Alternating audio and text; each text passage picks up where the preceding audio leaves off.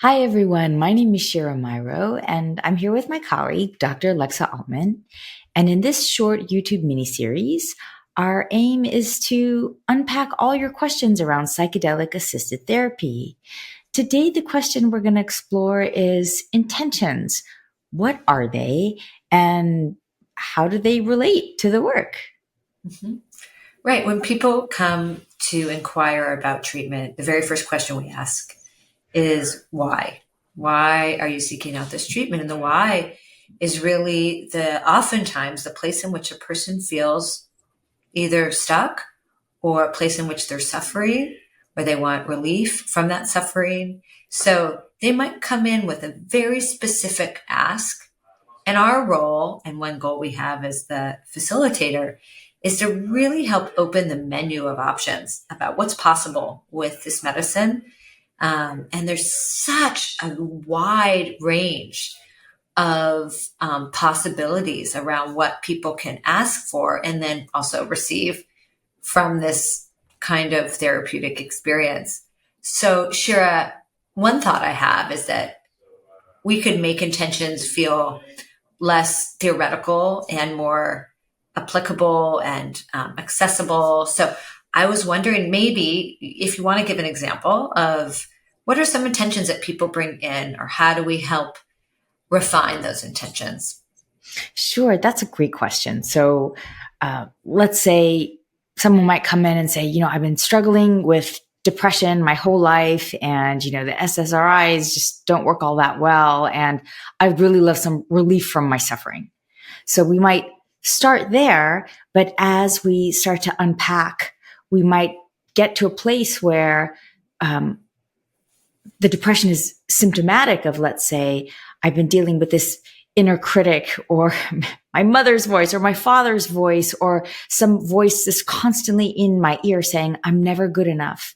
Can I either come into new relationship with that inner critic, or assign that inner critic another role, or can I just turn down the volume on that inner critic so that I can feel free to pursue some of these other things that the depression has stopped me from doing all these years? So we kind of like clarify, we kind of sift through the symptoms and the stories till we get to intentions, oftentimes with a positive ask at the end of them to say, right, so that I can be more authentic or present in my body, or that I can love more freely, or that I can call, I can meet the opportunities in my life. That there's actually wonderful things on the other side of the symptomology that is keeping people stuck and in pain. I don't know if that answered your question, but Yeah, that's yeah. one way of, yeah. Yeah, if we follow the thread of that treatment-resistant depression example, because that's something we do see a lot in this kind of work, is that really harsh inner critic or internal shamer that's shaming a person all day long. One example of a secondary intention somebody might have is to soften the inner critic, like you said, but also, could I amplify my authentic voice? Some people have never even heard what their true authentic voice is. Could I hear it? Could I start listening to it? Could I feel guided by something other than the critic? Could I hear that critic more as fiction than fact? Like you said, build a new relationship.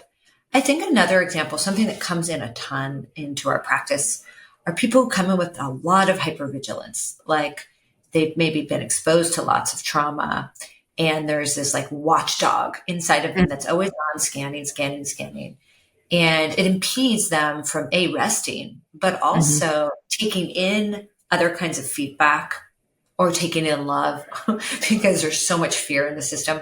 So Yeah. somebody might come in like, I really want to let go of my trauma, which is great, Mm-hmm. but we might drill down and say, and help them really sort out what that means.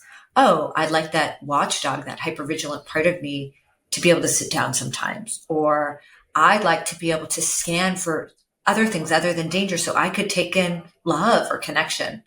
And those things might not be top of mind for people. So I think of our role as helping people expand the menu of the ask so that they can capitalize on this opportunity and the experience to be able to actually get more than just the relief of suffering. Let's also work from not just reducing the symptom, but that expansion, that positive ask that you're talking about. What can I have more of, not just less of?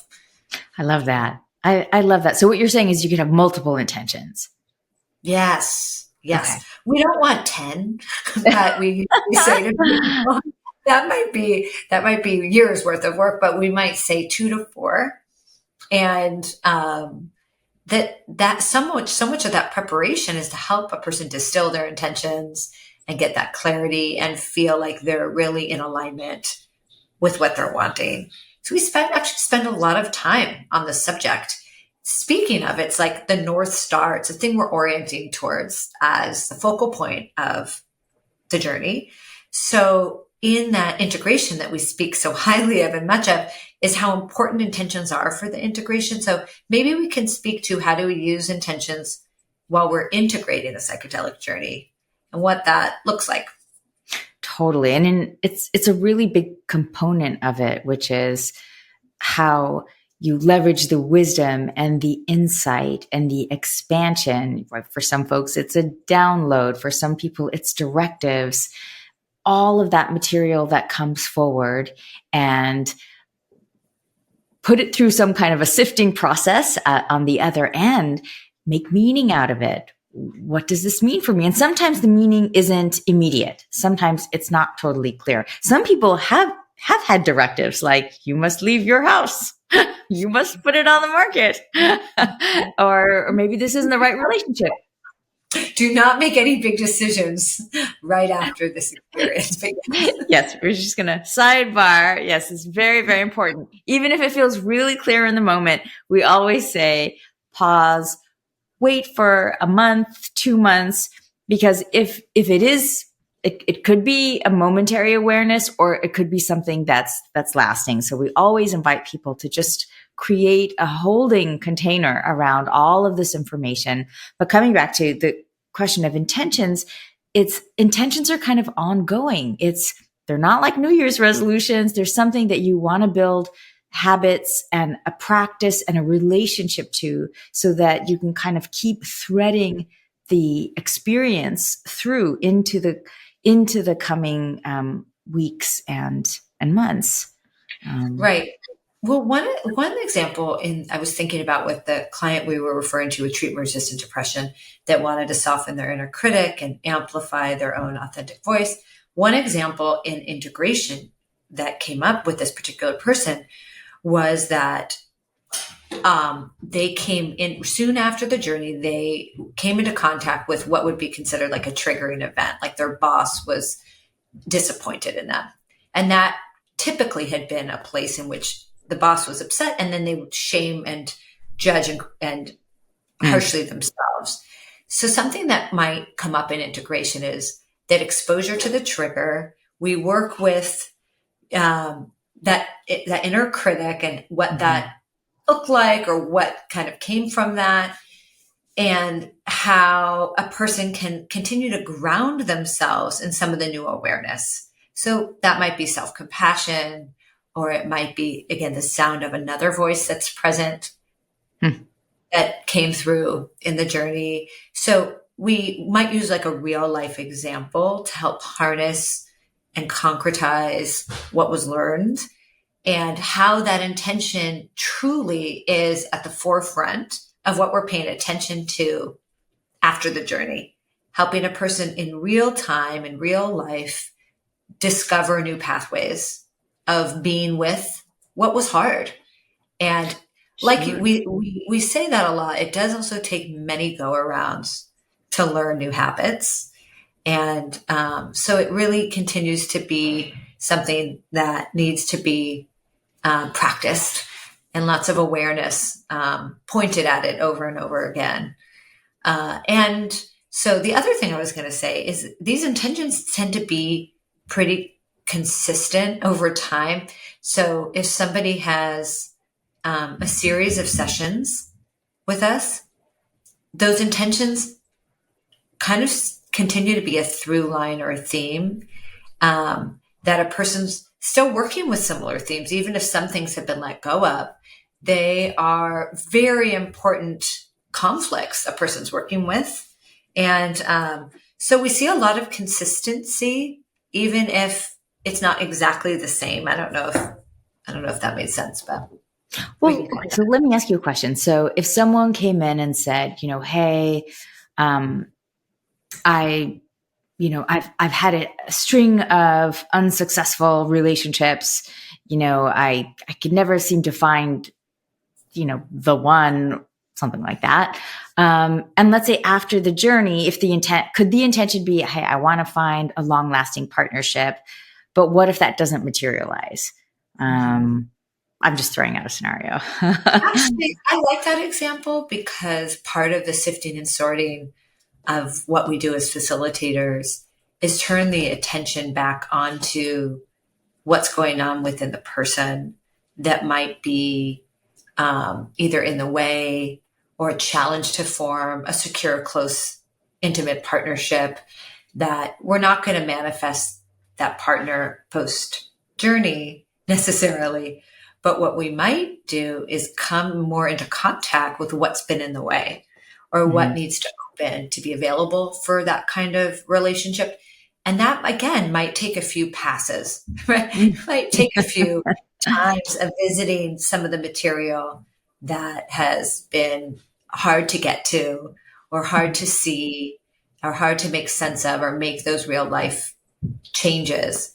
I think the thing that blows me away most, and I feel most inspired by witnessing people doing this work, are when those intentions meet new behavior. That's what's so powerful.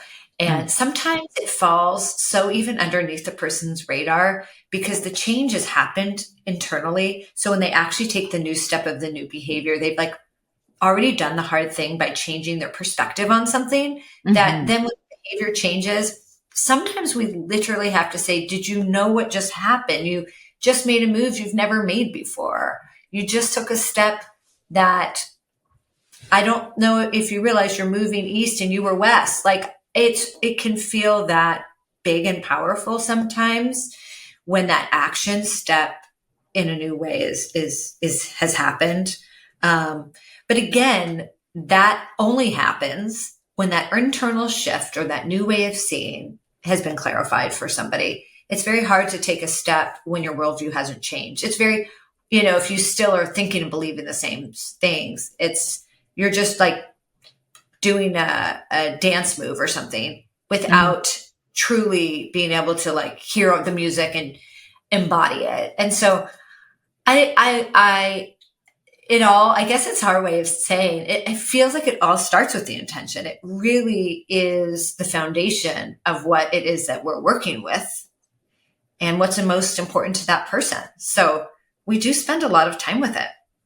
Yeah. And as it pertains to intentions, like it's ongoing, right? The intention, it continues with the intention. So it begins with the intention and it continues the intention. And hopefully the idea around integration is that we keep looking for ways to restructure our lives based on the spaciousness, the expansion, the awareness, the new visioning that we have of ourselves or the newfound sense of possibility. So it's something that kind of keeps unfolding. And we'll talk about maybe the difference between manifestation and, because we live in LA, and intentions next time. But if you have more questions about intentions or comments, please put them in the box below, or you can always reach out to us on our website, www.i-psychedelic.com. on our contact page. Thank you for joining us. We'll see you next time.